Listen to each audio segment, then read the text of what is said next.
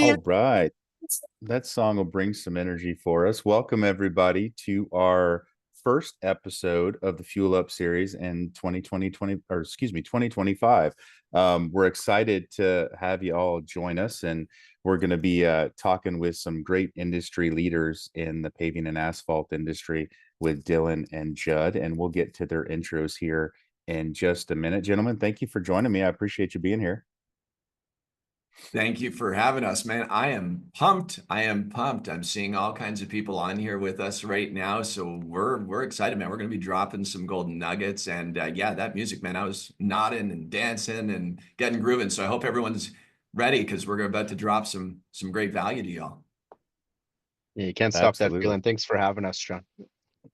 No, thanks, Dylan. Thanks, Jed. You know, my wife tells me not to dance in public, but I almost started if we let that music go another 60 seconds. So thank you for saving us there, tech team. Anyways, let's go ahead and get started. Today we're going to be talking about mastering bids, sales, growth, scaling, throwing out a lot of words there. And I think a lot of times those words are just like input into conversations, and we don't dive deep on them. Like, what does that mean to scale a business? What does it mean to grow a business responsibly? So we're going to dive really deep on that today with Dylan and Judd, and kind of take that and parse it apart and really try to pull the value out of that for the audience today.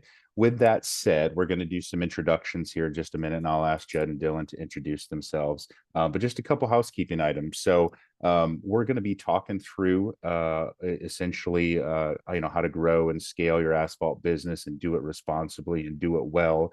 And then post that, we're going to have an offer there at the end between Asphalt Kingdom and Attentive that we want to make sure you stick around for and can take advantage of that for joining us as a thank you today to the audience. And then we're also going to have 10 or 15 minutes at the end where we're going to do some really great Q&A. So I encourage you, as we go through our time together today, if you've got a question for Judd or Dylan, certainly write that down. There's a little chat box at the bottom. You can drop your questions in there. There's also a Q&A box as well. I'd prefer you to drop them into the Q&A piece. We'll collate those, and then we'll attack those at the end with Judd and Dylan and kind of talk through everything at the end. So we're going to keep that 10, 15 minutes at the end for any follow-up questions. And let's go ahead and get started. So with that, Judd, I'd ask to introduce you, sir. I know we met, I would say, probably 3 or 4 months ago. But I feel like we're old friends. We've talked so much. We've had so many individual conversations. So would love for you to introduce yourself and a little bit about Asphalt Kingdom, and then we'll go over to Dylan. Absolutely. Yeah, Shawn, again, thanks for having us on here. Excited to be here and to share kind of, share this experience, knowledge that we've built over the last multiple decades to be able to share with all of you on right now. And so the backstory on myself is I actually used to seal coat driveways for a living. I started my very first business when I was 18. I actually made a post about that on social media this morning. I had $8 in my pocket, $5,000 in debt, and I started with a 5-gallon pail of sealer and a paint roller, believe it or not, and knocked on my first door, got my first sale, and made $192 in GP on that, and was like, I'm hooked. I want to do 5 of these a day, and then I want to do 20 of these a day, and built that first business in a 4-year period where we ended up having over 24 people that were working for our company. We had 5 trucks on the road, and sold the business, moved to the Caribbean at the young age of 22, just turning 23, and was like, I can only be a professional beach bum for so long, And so I ended up learning about the e-commerce world, the online space, and it told me, hey, listen, you got to build something that you're passionate about, or a body of knowledge that you have. And so sure enough, all I knew was really asphalt and how to go build a business in this industry, which is exactly what I decided to do. And we registered that asphaltkingdom.com domain 22 years ago, have built the company over 22 years on a steady track of growth. So $8 is what it started with, and now we're an 8-figure company. So it's pretty exciting. We serve the global market, primarily North America, with asphalt maintenance equipment and supplies, but really business solutions as well to help people create that success that they're looking for in their life. So that's a little bit of background, but here to serve all of you, here to help and provide solutions on the forward to help you guys achieve your dreams. That's great, Judd. Really appreciate that. Thank you for sharing your intro there and a little bit of your heart as well for the customer and the end user there. Dylan, would love for you to introduce yourself as well. Are you also in the Caribbean or not so much? I'm actually in Mexico these days, but Canadian by citizenship. And so, I actually have, similar story to Judd where, kind of started my first business when I was 18. I was, going to university, painting houses over the summer, and one thing led to another, and I got involved with a company in the industry called Everline Coatings, and that's become a really super successful franchise. And so I was franchisee number one and did the benchmark there and built that to a seven-figure company, and was able to exit that a couple of years ago, and you know met Judd through Everline, where we were buying equipment and supplies off of him as a brand, and got really close with Judd over the last couple of years. And I said, hey, I want to work on the internet. Can we figure something out with Asphalt Kingdom? And so that's kind of led to my current role, which is, business development and the head of our business solutions division. So, software, digital marketing services, and coaching, and really just kind of giving back to the community. One of the things we talk about a lot with Asphalt Kingdom is being a lighthouse in the industry and really kind of helping people avoid the rocks when they're in the thick of things. So, it's been awesome over the last year, just kind of building that relationship with Judd and our clients, and just being able to give back, because there's a lot of lessons to be learned in this industry, and to help people kind of accelerate and get to their destination faster is kind of what we're all about. So that's my 2 cents. That's great, Dylan. I love the lighthouse metaphor. Obviously see it there on Judd's background as well. I think that's very timely in the industry, especially today. So I know both of you just in the small amount of time we've known each other. I've learned, I came from the field services industry, but more of a landscape and snow and facility management lean rather than a paving lean. And I know just spending some time with the both of you, I've learned a great deal about the industry as well. So certainly excited for you guys to share your knowledge with the audience today. Before we jump into kind of the context of our conversation, just wanted to kind of throw it over to Judd. Attentive.ai and Asphalt Kingdom have been talking through some things and have a great partnership to come as we go. So Judd, would like to maybe just have you kind of expound on that for me, and then we can jump into the talk track.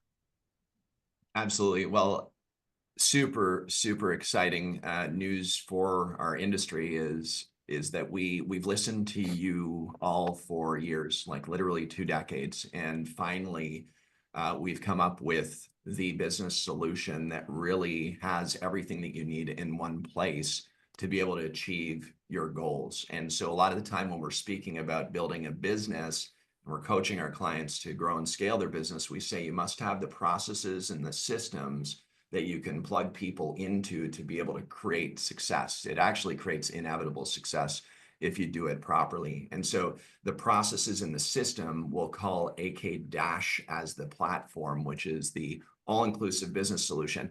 But of course, getting into discussions about AI, which is everywhere lately, and certainly knowing that Attentive has been the groundbreaking company around this whole area of auto measurements and auto takeoffs, and being able to actually create compelling visuals and giving you the data that you need to make really great decisions and or have your customers make great decisions. As I was watching Attentive growing and building, I was like, man, we have to figure out how to really make AK Dash a complete business solution, including AI. So of course, Shawn, you and I have had some great conversations, and we said, you know what, this just makes a lot of sense. Let's serve our customers with a better solution than what we had before. And that's creating partnerships, right? We're stronger together than we are alone. And that's for all of us on here, right? As a community as communities in this industry. So great announcement is Asphalt Kingdom's AK Dash platform and Attentive are partnering on providing you literally that complete business solution to help you create inevitable success for your business. So couldn't be more excited to do this with you guys. Yeah, I share that too, Jed. Thank you for walking us through that. Super excited about it. And I know, just from, we won't spend too much time here, but from Attentive's perspective, from my perspective, right? We've always had this internal conversation and internal language is the customer is our hero, right? And when we're looking to work with partners in the industries, that's really what we were looking for, is like that partnership in the asphalt and paving world that shared that same heart for the customer, and had that focus. And obviously, my first conversation with Judd, that came through, loud and clear. And I know your audience, Judd, in the industry knows that, because you live it out, and you and your team live it out every day. So very excited about that. Certainly more details to come as we go, but certainly wanted to maybe start there with the burgeoning partnership there. So thank you for walking us through that, Judd. Let's get into some value for the audience. So we did a little pre-poll. We sent that out to a lot of our attendee list, and we kind of talked through, what's the biggest challenge when preparing bids, right? So we talked through, we're gonna talk through growth. We're gonna talk through scaling a company. But what are some of the biggest challenges when we're preparing bids? And what that came back twofold on is really communicating the value to clients, and then competing with lower cost providers. I honestly think those two go together, right? There's a lot of intertwining there, but we're gonna, in the vein of what we talk about today, we're gonna make sure we remember those two things, so we make sure that we're providing some value on that poll. And then really the second question we sent out was primary business focus. And when we talk about that, it was twofold as well. The top two feedback points there were scaling operations. So as you grow, how do you scale those operations? And then lead generation and sales as well. And so that's going to be a big part of our conversation today. So we're gonna remember those two points as we kind of talk through how you scale your business in 2025, and how you make your business better holistically in 2025. So I think it all starts with a lead, right, Jed? Like, so, specifically, lead gen, it can be difficult. And it's interesting because, field services side of the business, I was there personally for about 20 years, and then made the move over to the tech side. And when I made the move over to the tech side, I really realized that we weren't utilizing, in that asphalt, in that landscape, in that snow industry, that field services industry that we collectively called it, we weren't using marketing as a lever. Certainly we had some Google ads out there, right? And we were ranking on Google in some spaces, but man, to actually use that as a lever in your business, I think that's like probably an underutilized portion of just generating leads, is using your marketing department. So would love to get your and Dylan's feedback on specifically, what marketing channels have you guys found most effective in generating really, I'll call it high quality leads for pavement and maintenance projects, essentially? It's a great question, and I'd love to unpack that completely here. So marketing, let's first off understand that marketing is like the face of our business, right? It's our digital presence, our Facebook page, our Instagram page, our LinkedIn professional business profile, our YouTube channel, our Google My Business, your website. And so marketing, when we think of that, it's the face of your business, designed to do two key things. It's lead generation, and also creating the social proof that's needed in order to convert more deals. So one is, we want to be the lead. We want to generate new leads that are opportunity for business that enter the front end of our pipeline. And then there's the social proof portion of it, where let's say you have a proposal out to someone and they go to look up whether or not you actually exist. What are they finding online? And that's social proof, which assists with conversion. So there's lead to conversion as to why you should market. So from a platform perspective, which platforms do I find are the best to generate leads? Frankly, Google My Business profile is something that needs to get set up very, very quickly, and best practices around that. There's some important things that you need to take away from that. If you just use a residential address for your Google My Business profile, there's a very good chance that someone with a business address that they register their Google My Business profile with will outrank you on the Google My Business platform. And so it's important to select a business address when doing that. And the other thing too is with Google My Business, of course, Google being the elephant in the room, we'll just say, right, from search perspective, we want to make sure that we're not just setting up the Google My Business profile in hopes that it's going to be the ultimate lead generation machine. If you want an ultimate lead generation machine, you have to put time into things. You have to invest into it. You have to keep consistently loading the platform with photos and videos and content that is going to be related to the industry, because it's not just your potential customers that are going to see it. It's Google that's seeing that you're not just building something that then becomes dormant, but you're actually active. So Google My Business is the first area that I'd focus on. The second one would be making sure that you build an optimized website. And if, you know, for people who are on shoestring budgets, get a one pager up for right now. Go get a free page up for right now and have that link to your Google My Business profile, right? Again, social proof is important. And then to have the interconnectivity. If you're not on a shoestring budget, like at AK, we're building digital presences and sites for people right now that are optimized for local search within their particular region. So having optimization for the keywords that are specific to the services that they're providing are very, very important. And not just using ChatGPT to develop your content, but actually instead using unique content that you're gonna create. So I would build the website next, and then the third area would be a third platform that I'd use would be LinkedIn as my third platform. Fourth would be Facebook. Fifth would be Instagram. And I would say that up there with Google at the very top, just to rewind a little bit, your YouTube channel is absolutely critical. It is a must for anyone that wants to create that additional social proof and generate leads from the platform that we all use every single day, pretty much. And so if you're scared to be on camera, you better hire somebody that's not, or you better get used to it. And it only takes 2 or 3 times before you get to learn how to ride that bicycle. So of course, we could go into granular depths of what we're speaking about here, but again, lead generation, social proof, get on all of these platforms. We call it omni-channel marketing. Get on it. You are, after all, building a marketing and a sales company that provides asphalt maintenance or paving services. So let's build the marketing platform. Yeah, that's a great way to look at it, Judd. I think you're building that sales and marketing channel that just happens to provide asphalt and paving services. And I echo, don't feel bad if you're afraid to get on camera, right? Like it was tough for me to get on camera the first time, a couple years ago. It really was. I was just doing mostly writing content, and something special happens. Like, just make the video and post it. Don't look for it to be perfect. Don't look for it to be like the absolute best thing ever. It's not going to be, but something special happens when you do that and post it. All the weight falls off your shoulder, and you're carrying way more than your audience. The fact is, just get started somewhere, essentially, right? So I think that's great advice, Jed. Dylan, what would you offer in, on the marketing side, on the generating lead side? What's your perspective, and what are some of your key takeaways for our audience?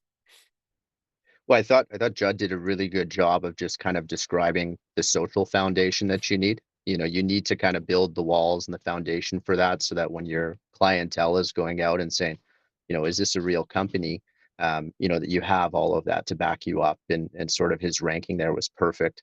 I think it's really important as well in this business that, you know, you're not going to build it and they will come. You do have to do outbounding, and outbounding is becoming an even bigger portion of the business than it used to be even 10 years ago. There's so much noise out there on social media and on the web that, having a real person, and, to your point of, hopping on video and uploading that first video, when you have those videos out there, I think people start to feel like they know you. Judd and I do our Wednesday night webinar, and a lot of those AK subscribers feel like they know Judd, right? And where Judd's in the Caribbean, I'm in Mexico, and so it really just gives you that kind of first-hand basis, and you feel like you know them. So I mean, on the generating lead side, I think it's really important just to understand who your ideal customer is. Is that quick serve restaurants? Is that storage centers? Is that Targets and Walmarts? And then understanding, how to approach them. Do you have the right people? Who is the decision maker? and really spending some time validating that information and knowing that when you are reaching out, you're talking to the person that makes the decisions. And that kind of leads me to my next thing, which is these these clientele are inundated with, can I give you a quote? Can I give you a quote? Can I give you a quote? So, you need to differentiate yourself and focus on value driven follow-up. You know, if you just ask to quote the job, the chances of them kind of engaging with you on that is relatively low versus, maybe you're on site, maybe you're in their parking lot shooting a selfie video, showing off some potholes that maybe they weren't aware of. Really focusing on the education side of things and providing value to that customer before they're even a customer. So, that's what I would add on that side. Obviously, there's some sales process that we can get into, and I think we might have a slide wink a little bit further down where we talk a bit about our closer framework and just kind of how to close these bids. But yeah, really just focusing on the right people and the right type of follow-up, and not just one follow-up, multiple follow-ups. I think it takes between 12 and 20 touch points to close a deal nowadays. A touch point could be a phone call, a text message, an email, a piece of content that they might see. So, it's really about, being in front of them in as many different ways and as many different mediums as possible to get your message and your story across that, I can help you. And that's kind of where I would go with my 2 cents on that. Yeah, that's great value, Dylan. I think, just kind of recapturing some of this, I feel like we could spend an hour just on the marketing lead gen side, right? And we probably will in the future. But just kind of taking through some of those key points, right? To Judd's point, start somewhere. You don't have to be perfect when you're doing this, but to get started is probably the most important thing. Google, website, and LinkedIn for top three, right? And then to Dylan's point, know your ideal customer. And what you said, Dylan, I love what you said there. You're going to have to lead with value first, right? The days of just calling someone up and saying, "Hey, you need a bid," yeah, they might just say yes because it's easy.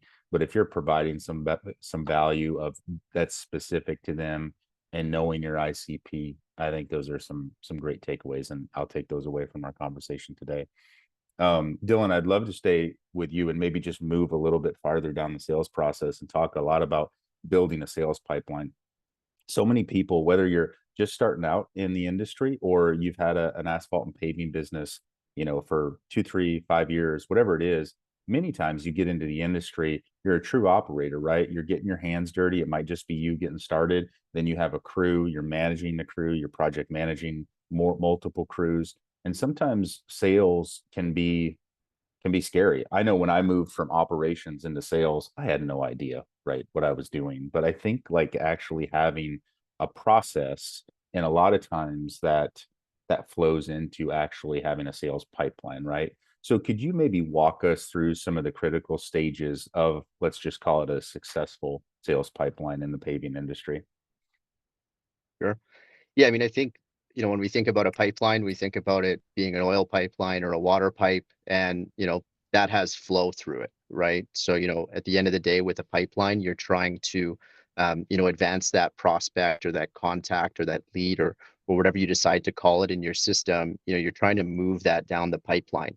And kind of the way that I would describe that is, you're essentially trying to get a yes or a no at every stage of the pipeline. So, we've got a slide up there, and, to dive in on the prospect side of things, somebody has to do that in your business. I think when you're entering into the business and you're new and, maybe you don't have a lot of capital, this is where it's really important as an owner to be prospecting and finding those customers. And, I think you start with your ICP or your ideal customer, and you find all of those properties in your area and really focus on, you know, who can I maybe contact that has multiple properties? Because if you can, make a relationship and develop a relationship with somebody with multiple properties, there's obviously a lot less projects that you have to find in the grand scheme of things, because, them as a long-term value is going to be higher than, a single one-off. So understanding that ideal customer profile,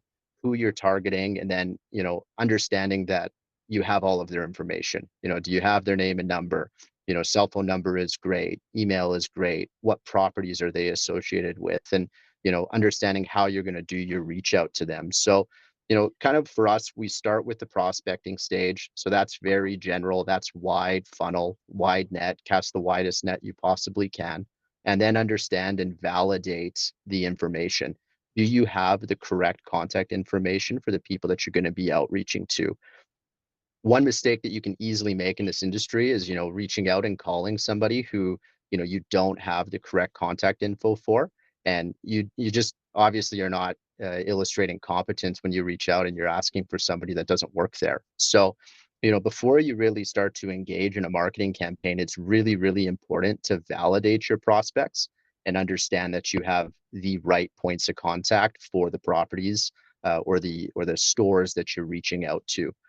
Once you've kind of validated that, we talk a lot about value-driven follow-up. We move that into the pavement assessment side of things, and the pavement assessment is a medical report for your parking lot. It integrates the Pacer scale, which is essentially an asphalt rating scale, with a 10 being brand new asphalt and a 1 being needs replacement. There is not a lot of property managers. Yeah, they drive on their asphalt and they know what it is, but they don't necessarily understand the health of the asphalt and what to look for. And really highlighting the points that they care about. If you think about a property manager and what their pain points are going to be, they're trying not to get sued, and they're trying to make their tenants happy with the look of the parking lot, because that's what people see when they come to shop at their establishment. So, preparing a pavement assessment where you're highlighting the liability risks, painting the picture for what the expected longevity of the asphalt is, and just kind of what remedies you can provide that are gonna eliminate liability, extend the life of the asset, and also make it look great.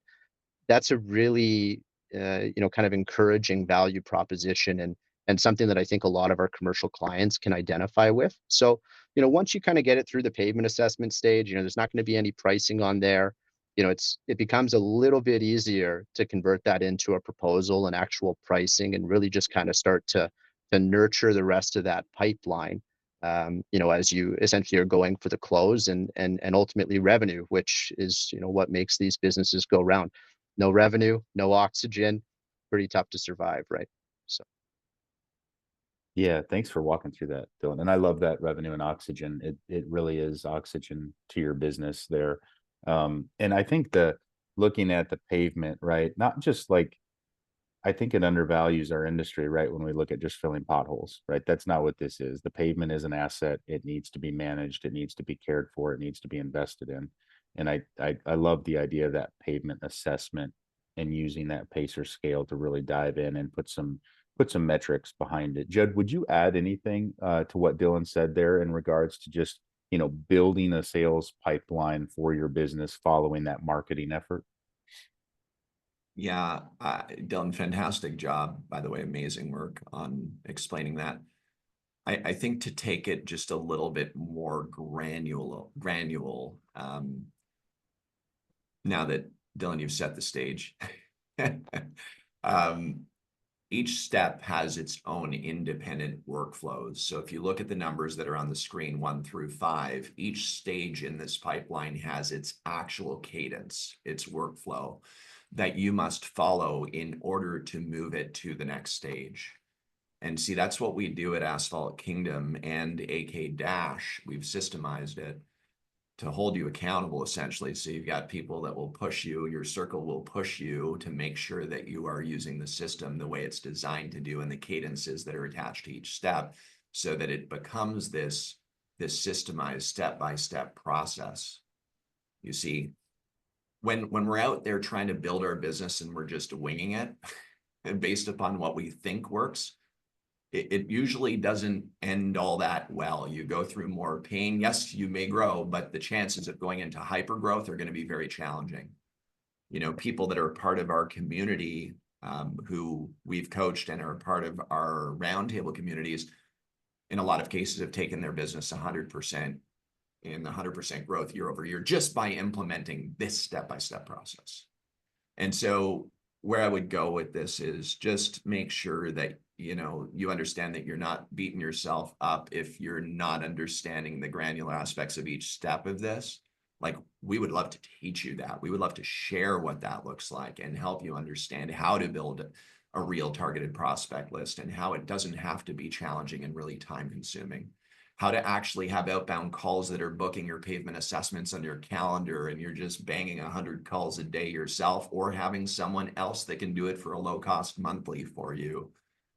What we need to understand is that the pavement assessment, when it's delivered, you're converting pavement assessments at a 50+% ratio to a quote.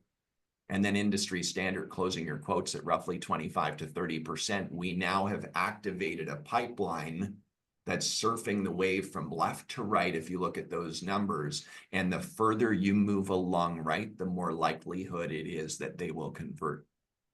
That's what a pipeline is designed to do. So yeah, for anyone that's watching this that does not use a pipeline with their business, you're missing a massively important piece that you must implement sooner than later if you're looking to grow.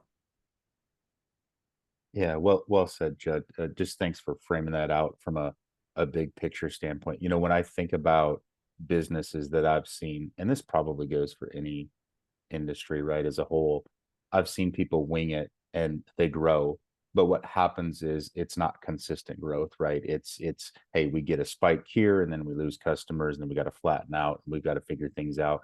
But building that, you know, in this instance, that sales pipeline helps you to build in that consistent growth and have a process. And it also, you know, one of the benefits of this as well is like when you bring somebody into your paving and asphalt business, and let's say it might be your first sales, you know, position.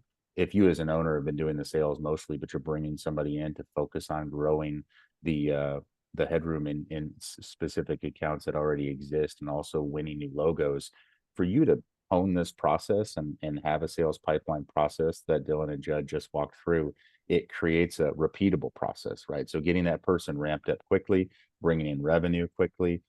If you have a process, when that individual comes on your team, they're going to think you have things together. So the retention of that team member that you spent a couple months finding the right person, that will go up. So there's a lot of spin-off benefits of having these processes built into your business. So a great value there. Judd, I'd love to stay with you here. We've done marketing, we've built the sales pipeline, we're working people left to right on that wave that you mentioned on that sales pipeline. Now we want to really like dial that up and say, okay, you know, how do we improve conversion rates in that pipeline and in that outreach or inbound? So, you know, follow-ups are crucial. You know, Dylan mentioned that, you know, that 12 to 20 number. You know, you got to, if you're a salesperson out there, if you're an owner and you're focused on sales, like it's never a no, right? It is never a no. It's just a not right now. That's all it is. And so we need to think that way. And we're always out prospecting, but yet many salespeople stop too early. You know, if they get one or two, hey, we're not interested, you know, that's not an indication to stop, right? But just maybe approach it differently. So what's your approach to ensure, I guess, consistent follow-ups that lead to higher conversion rates? Such a great question. So first and foremost in sales, we're here to solve people's problems and over deliver on the value. One more time, we're here to solve people's problems and over deliver on the value. And so what I would ask us is, have we truly understood what the people's problems are by asking the right kind of questions that are open-ended, that allow the potential client to speak 80% of the time and for you to speak 20% of the time, the 80-20 rule. Some say 90-10 rule. I will just say, listen, in a world where information is constantly pushed down our throats and into our ears and into our brain on the inbound, take a breath, let your potential customer or customers speak, let them talk to you. They are so used to being spoken to and pitched and sold. You know, as a facility manager, can you imagine how many times they're pitched every day? And I think that that's such an important thing, is if we're going to deliver professional proposals that are emotionally compelling and differentiate from the average, then we must understand their problems and their pain. And so if we're communicating with the manager of sidewalks and roads for the Colorado State University, for example, and they're responsible for the sidewalks and the roads, Do we think that safety is important to them? Do we think that making sure that the pavement is long lasting and not needing replacement as often is important to them? Is it important to save money and make sure that the budget is met? Is it important to them that the university roads and sidewalks look great and that they are a hero, seen as a hero by their peers, by the students, by the teachers, by the staff? And do they look in the mirror and say, I do a really darn good job here, right? Like I'm doing a great job here at the university. And so my question is, you're not going to know if they really are primarily focusing on safety, or whether saving money is more important, or whether making it look good is more important. But you need to determine, based upon your questions, what is the most important. If safety is the most important because it's going to reduce the liability risks and tripping hazards, then what we should probably do is we should start to grab our paintbrush and paint a proposal that is geared towards emotionally compelling scopes of work on the proposal that is around safety, not just the standard default scopes of work, or something that is like seal coat parking lot, price, asphalt crack filling, price, pothole patching, price. Introduce a little bit more to that. Seal coating to extend the life of the pavement by X, price. Crack sealing to prevent potholes that lead to tripping hazards, price. And I'm freestyling right now, but you get my drift, right? Based upon your conversation with the person who is the decision maker, or who they say is going to be the decision maker, because that's their work, is to be that gatekeeper. You're trying to get past it. But if you can't, you better understand what the decision maker is wanting to see on this, and you have to custom paint these. See, the template can flow. We can use template and structure, because we probably aren't all programmers or designers to create these beautiful looking things that are going to convert into dollars for us. But you do have the ability to create the messaging within them that increase your conversion rate significantly. So let me ask you, is your prospect list the ideal customer targets that are going to drive awesome lifetime value for you and allow you to grow your business to where you want to grow it? Does it warrant the time for you to craft something that is emotionally compelling for them and is going to be likely to convert, compared to another company that, again, is just shoving the quote down the throat? So take your time. This is a very important thing, right? Volume of proposals going out is important, but crafting a masterpiece of a proposal is even more, because you don't need as much volume. Yeah, well said, Jed. I can hear the passion as you speak behind that, right? I had a sales leader early in my career, little crude saying, right? But it said, don't show up and throw up, right? Like that's not what we're doing here. And your scope should like capture the DNA of the problems of the customer. And so having a line item template and just filling out the numbers and getting as much paper on the street is not what we're looking for here. But to have those ideal customer profiles and have those conversations, and to think about it from a way of like, you're solving, if you can have a business conversation, right, rather than a paving or asphalt conversation with a customer out there, not a lot of people do that.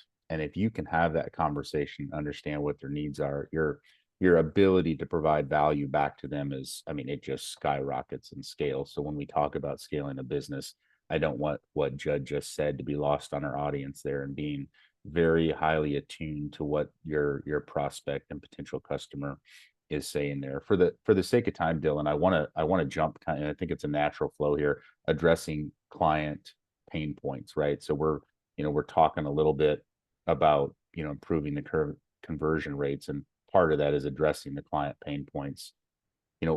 Let's dive deeper on that. How do you identify and address specific pain points?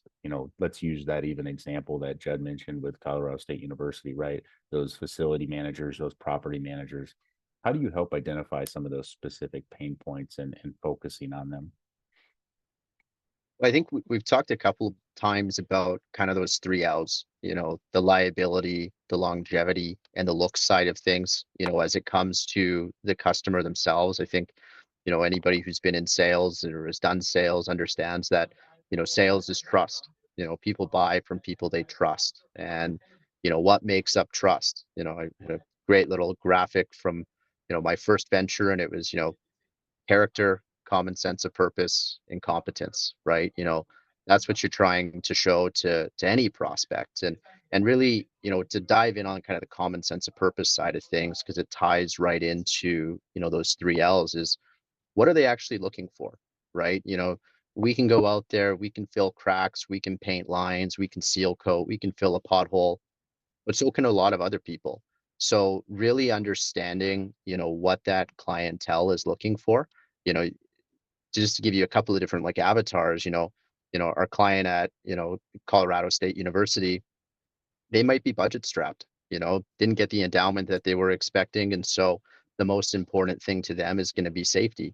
So, they may not be looking at seal coating everything, and providing them with a proposal that doesn't align with their needs, is not going to be emotionally compelling to them. But providing a proposal where maybe you've taken, the time to go out and assess their 300,000 square feet worth of parking lot, to take pictures of all the potholes, to take pictures of the raised concrete, to take pictures of things that represent a liability concern where, they could get sued if they don't deal with it. That's going to be where you can align the most common sense of purpose. And by really speaking their language and really listening to them, I think that it creates a lot of character, where they understand that you're listening to them and that you're hearing their concerns, and that, you're not just, you know, kind of the sleazy salesman who's like, I just want the most dollars possible out of this. Really building solutions for your clientele that aligns with what they need. And, that's asking the questions about, what is the budget? What is the top priority? Where do we spend your dollars to, provide the most amount of value to your tenants, to your stakeholders, to your students, to your family if it's a residential job, so really just understanding. And I think just it really boils down to just that 90-10 rule. Listen, listen, listen, and really understand the problem, so that when you provide that solution, it really is all encompassing to what they're looking for. And, I'll add one other kind of golden ticket here. And, you know, if you're in residential, you might be sitting across the table from your customer, going over the proposal and saying, no, so are we ready to, proceed with this? A little bit more difficult when you're in the commercial side and there's more decision makers involved. But, there are programs like Loom and Vidyard where, you can do that virtual walkthrough of the proposal. And, that's something that's going to be so rare in this industry, that it's emotionally compelling. You've taken the time out of your day to make sure that that proposal makes sense, and that you've captured all of their pain points, and that you've built an emotionally compelling solution to their problem. So that's where I'd go with that one. That's great, Dylan. Like the video piece, like the Vidyard we use internally and we use for our customers here at Attentive as well. The value, going back to Judd's comment about YouTube and video and getting yourself out there, the value that can be created from running through a Vidyard and pulling up a map and just talking, for 1 minute, 2 minutes. It doesn't take that long. But you can, even if you're busy during the day or you're out in the field during the day, but you get home, have dinner with the family, and just carve out 30 minutes where you can just walk somebody through what you saw on the property, and your face is in that circle right at the bottom, and you're connecting with them, and you don't even have to be talking with them live, and showing them that visual. The open rate, and this is personal experience, the open rate of those emails and somebody actually watching those videos is sky high compared to just sending a verbatim written out email essentially. So I think that's a huge point that shouldn't be missed there. So I appreciate you bringing that up, Dylan. And I think the other thing that you said that just clicked with me is I hate scripts. I love frameworks. And you laid out those 3 L's, right? In order of importance, most likely to the actual, end user there: liability, safety, right? Longevity of their asset, and then finally looks or aesthetic. I think that's key takeaway for our team there. If you haven't heard that 3 L's out there, you can take that away. And when you're dealing with a customer in person, over email, or on the phone, you can kind of use that framework to talk through what's important to them. So huge value there to deliver there, Dylan. I really appreciate that. Now, Jed, I've been excited to get to this point, and we're talking about enhancing proposals, and you talk about painting a proposal, and you're the first person I've heard tee it up that way. So I'd love to get your thoughts on, how do you ensure your proposals justify a premium service offering, especially when there's other competitors? And, certainly there might be some times where, you're just dealing with somebody, and you're the only one bidding or placing a proposal. But how do you ensure proposals are catered and customized when you're dealing with competitors out there? I think it actually becomes easy when you take your mindset to operate as a premier pavement asset management company. Like, I take my mindset to premier, like the top, that I am the master of my craft. I am the best of the best, and nobody is going to beat me. I hear a lot of the time, well, there's people that are at the race to the bottom. They're underbidding and they're putting out quotes and I'm like, those aren't, like, if that's the client that's going to be buying that's probably not my client for life. And so what I ask you is, again, are we truly prospecting the right kind of companies that we believe are going to have the lifetime value relating to our company? I have zero interest in building a business that's going to have one client that's going to have a single order of a $1,500 pothole repair. I have zero interest in that. However, I have every interest to do a $1,500 pothole repair to eliminate liability risks and tripping hazards that is attached to, let's just say, a national chain that could open up the door to potentially $500,000 a year of opportunity for me. See, a lot of us get so crunched with time that we end up trying to rush these proposals as quickly as we can to get them in the hands of people and just to keep some interim cash flow moving. And I'm not saying that that's not important. I'm saying slow down to speed up and paint properly. Some artists take weeks to paint a picture, or a painting, I should say. Some artists sell that painting for $1.5 million. It just took longer to produce it, but they knew that they had buyers at the end of the line. So, there's proposals for residential that you probably won't spend an hour on. You'll probably spend 10 minutes on max for, a $1,000 job.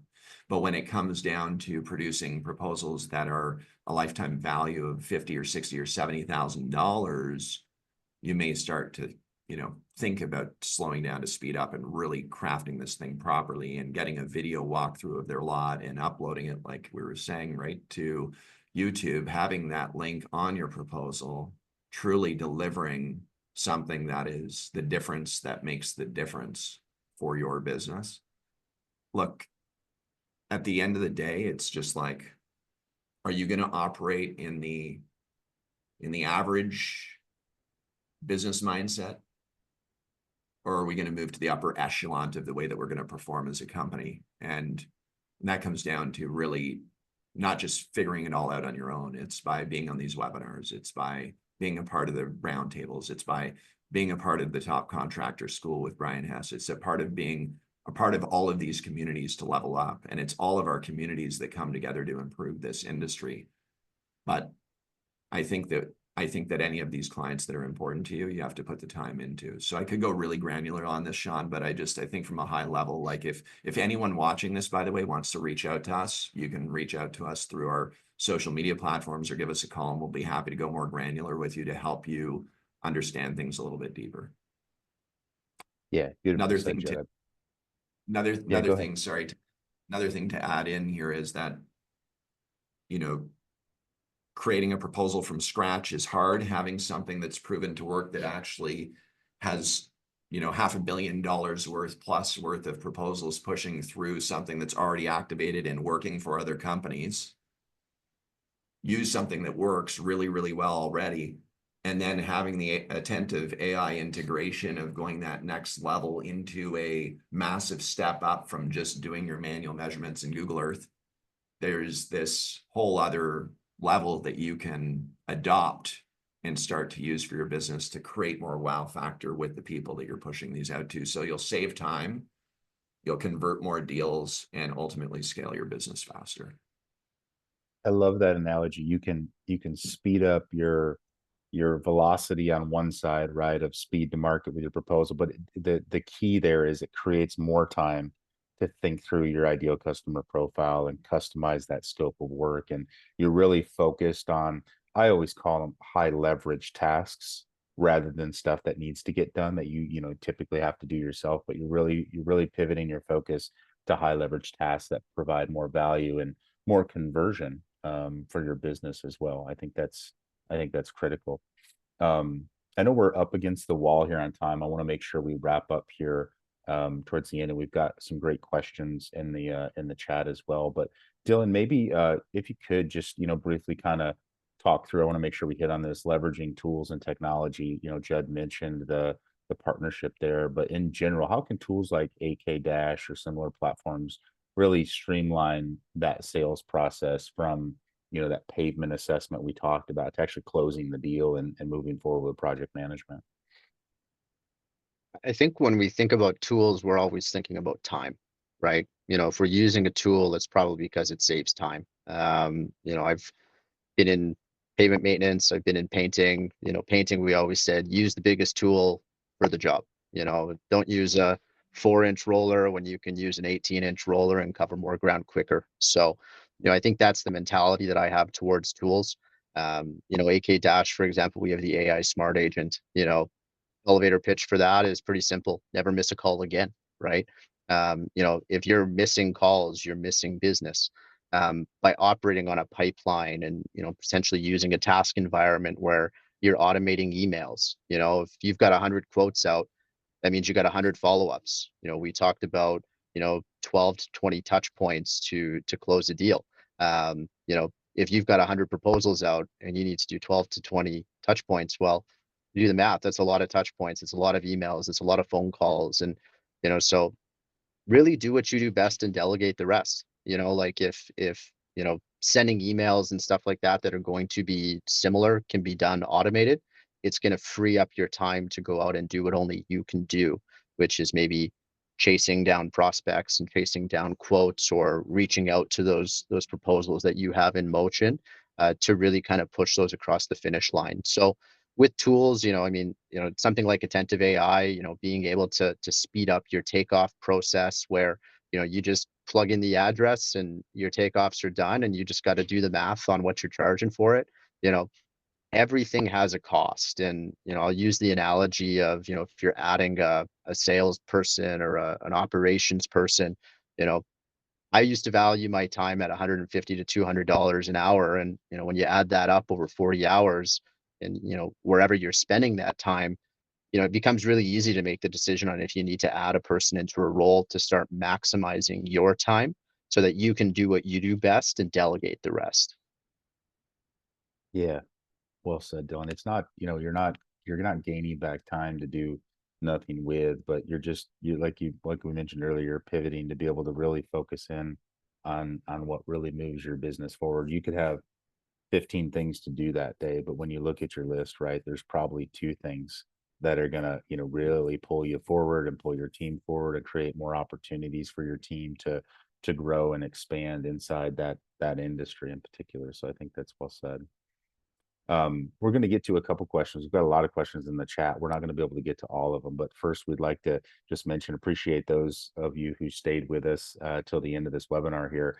Judd would ask you maybe to walk through the Asphalt Kingdom King Boss membership that you guys are offering to attendees of the webinar today. Actually, it even is better than what you're seeing right now, which is great. So we are doing something even better than what you see. So right now we have the boss level subscription with AK Dash, which is at $49 a month, which allows you to use our very basic solution, our business solution, which we have a lot of subscribers, 6-figure plus subscribers in that area. So to give you an idea, but then there's the King Boss membership, which is our complete business solution, which is usually $349 per month. And it provides your AI calling agent. It provides your scheduling, pavement assessments. It provides all the solution. And of course, coming soon, the AI attentive integration, which is going to be really, really exciting, with the ability to do the AI takeoffs as part of that as well. So what I do want to mention is you can sign up for the boss level for $49, and we're going to upgrade you for a month at no additional cost to King Boss, which is $300 savings. So 1 month of King Boss, first month, is only $49. And of course, I can see the plus, the attentive option offer here, which Shawn, why don't you go ahead with? Yeah, absolutely. Thank you, Judd. So for our attendees here, we typically have a $299 per year per user fee, annual fee, essentially, with our pro memberships. And for joining us today, we're also offering in tandem and in parity with Asphalt Kingdom a $0 annual fee, so you can get started with no user fees on the actual platform as well. So certainly two great pieces of value here, and really emphasize you taking a look and taking Judd and Dylan up on that Asphalt Kingdom King Boss membership and get you started, so you can really see the value that AK Dash can bring to you and your business. So I've allotted almost zero time for questions, so my apologies to everyone. What we'll do is we'll share this, obviously, with our attendee list, and any of the questions that we can't get to, we'll get some feedback and some answers as well. But I'd like to, if you can stick with us, I'd like to tackle a couple just in the chat. So maybe Judd, I would come to you first on this one that we got. How would you apply these principles to differentiate yourself? If you're submitting proposals, tenders on predetermined bid submission forms for general contractors on like larger scale projects, would love to maybe get some insight from you on how you can differentiate yourself. Yeah, so if there's no way to customize the ability to create a more emotionally compelling delivery, then you're going to have to literally go and do the discovery of who's going to be actually receiving that bid. And you're going to want to figure out how to communicate with that person behind the scenes. So I would say they're sitting behind a curtain with the computer that's in front of them or their phone that's receiving these bids. Let me tell you, they are human. At this time, they're still human that are receiving. So, finding out who that person is. It could be LinkedIn, it could be through social, it could be through using Phantom Busters or Apollo.io. But connecting with the right people is super important. I remember being in Anguilla at a resort, and a gentleman that I was with ended up sending a video selfie message via SMS to a cell number that he had gotten, that he had actually got out of the person who was responsible for that particular bid. And we'll just say that the deal was closed. They secured it because I think that there was a differentiator. And I understand that this bidding process is all about price, but there is emotion. Humans still feel. So we got to make sure that we're doing stuff that is different than just the average. Yeah, I think be okay coloring outside the lines, right? They have a process, but there's like a process behind that curtain, right? And obviously be tactful about it, respect it, and all the things that go along with it. But to what Judd said, I can attest that they are human. They have this process, it's written down, they need to follow it, but they are human. And to be able to form a relationship or have a conversation and color outside those lines a little bit, it's certainly worth it. And typically those are the people that are winning the bids. Those are the things that happen because it takes a little extra time to connect with them. So I think that's great insight there, Judd. I'd like to maybe tackle one more, Dylan. Would love your insight here. I think this is a great just question in general. What advice would you give to a small business in transitioning from being seen as just a vendor, or the subcontractor word? I don't know, I don't like that word personally, but I like the vendor partner word, but to becoming a trusted advisor for clients. Any bullet points there from you that you could share, Dylan? Yeah, for me, I mean, it goes back to trust, right? Common sense of purpose, character, and competence. Can you do what they're asking, and really focusing on the relationship side of things.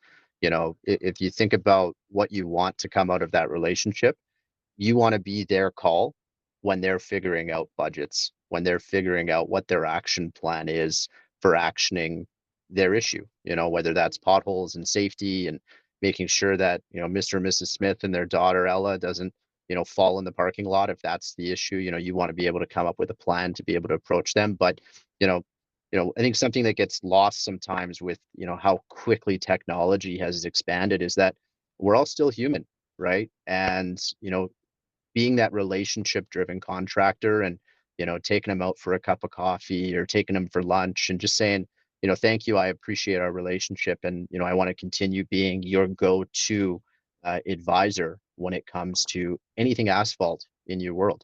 And obviously, you used Colorado State University as an example. Nothing says that conversation has to be in the parking lot. It could be in a coffee shop looking over the site maps and really understanding the issues that they're trying to solve, and then obviously providing value driven advice around, here's how we can make it work. And really just being a consultant and an advisor and give before you make your ask. So Yeah, great value there, Dylan. Appreciate that. Everyone in the audience, I really appreciate your time today, and thank you for giving us a couple extra minutes here. Judd, is there any closing words? Where's the best place to find you and Dylan on Asphalt Kingdom in general and access, the resources and the training and the value that you provide? I appreciate everyone being here as well, and thank you for having us on, Shawn and the whole team at Attentive for preparing for this. And this is something that we love to do because we know people will leave with some, even if it's just one golden nugget that they leave with and they practice and apply, then we know that we've invested our time wisely. So from an Asphalt Kingdom perspective, I mean, if you go to asphaltkingdom.com, you'll see there's 20 years worth of resources that we have built in the resource section. We've got free guides, templates, tools. We have free courses, paid courses. We've got coaching. Dylan heads up our whole coaching division. We have coaching program that run virtually from anywhere from $750 all the way up to $20,000 coaching packages where we don't own equity in your business, but we're like that board of directors and we'll guide you and build this thing together, right? You don't have to be alone in the woods lost. And then I would say the other thing is our weekly roundtables at 7 p.m. Last night we had, I believe, 40 people on live, and there was just a ton of value. Veterans in the industry who have built multiple $1-million companies to people that are just starting out, and we really get in there and just continue to build this industry with respect, with integrity, and help people achieve their dreams. And then, of course, you can reach out to us through our social media platforms, call our phone number on our website. We're here for you all the way through. And of course, ak-.com, which people are adopting very quickly right now, just because we finally have hit the complete solution. You can go right on to ak-.com and you can sign up for a free trial there. And of course, as part of this webinar, you're getting that $300 bump into the King Boss level for the same price as the Boss level. But my final words to you is I believe in you. I believe in this industry. I bleed, sweat, cry, celebrate this industry. And remember, started with $8 in this industry and now in an 8-figure business. And it's by applying the processes and systems and then having the right team and circle around us to achieve what we've achieved so far. And we're just getting started. That's great, Judd. Dylan, Judd, it's been a blessing just spending some time with you today, and the value you've provided to the industry has been great. As we close out, we'll be posting this recording on YouTube, and there's some other channels as well. We'll also have a deck that we covered with some information to our attendee list today. And then we'll also answer some of those additional questions that we weren't able to get to within that email framework. So you can make sure to get some additional value post this webinar as well. So really appreciate everybody's time. Thank you for sticking with us as we go over. And once again, Dylan, Judd, great job today. Thank you for delivering the value, and we'll see you on our next FuelUp series. Hope everybody has a great day. Thanks for having us, Shawn. Take care. Cheers.